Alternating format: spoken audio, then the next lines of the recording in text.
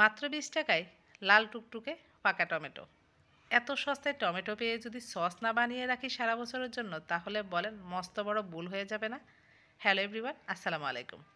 এখানে আমি 2 KG tomato ভালো করে ধুয়ে পরিষ্কার করে মুছে তারপরে কেটে নিয়েছি। আর অবশ্যই একটু দেখে শুনে লাল টুকটুকে টমেটোটা নেওয়ার চেষ্টা করবেন, যাতে করে সসের কালারটা অনেক সুন্দর আসে।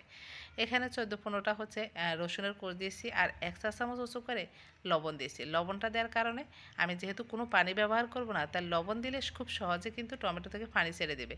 আর এই যে দেখেন, নেড়ে ছেড়ে এটাকে সিদ্ধ করে এখন নামিয়ে নেব। ওভার সিদ্ধ করতে যাবেন না, যখন দেখবেন এরকম হয়ে গেছে তখন নামিয়ে নেবেন। বেশি সিদ্ধ করলে কালারটা কিন্তু ফ্যাকাশে হয়ে যাবে।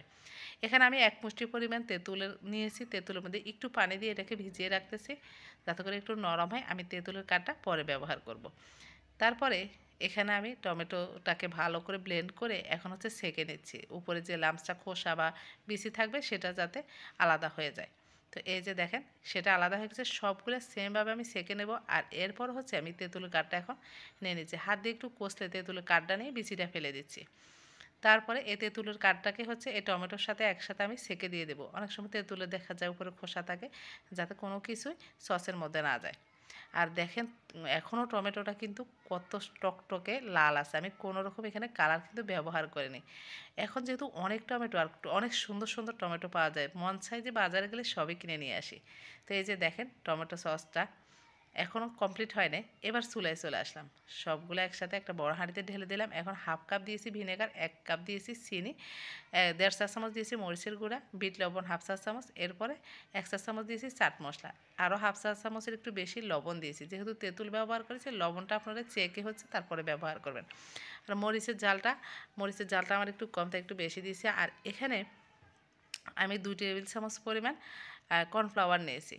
নিয়ে তারপরে এটাকে একটু পানি দিয়ে মিশিয়ে এক সাইডে রেখে দিচ্ছি। আর এটাকে এখন জাল করে নেব। আমি 6-7 মিনিট জাল করার পর এরপরও হচ্ছে যে আমি কর্নফ্লাওয়ারটা নিয়েছি সেটা দেবো। কর্নফ্লাওয়ারটা না দিলে কি হয়, যে একটা স্মুথনেস, কেনা টমেটোর দেখবেন একটা স্মুথনেস থাকে, সেটা হবে না। একটু চারা চারা ভাব থাকবে।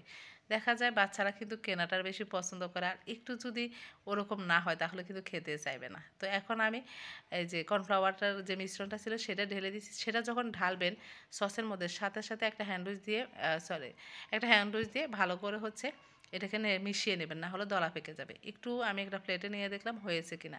প্রথমে দেখেছি একটু পানি পানি আছে, আর এখন আবার একটু মানে আরও 3-4 মিনিট জাল করার পর চেক করে দেখছি। দেখেন, এখন টমেটো সসটা কিন্তু একেবারে হয়ে গেছে।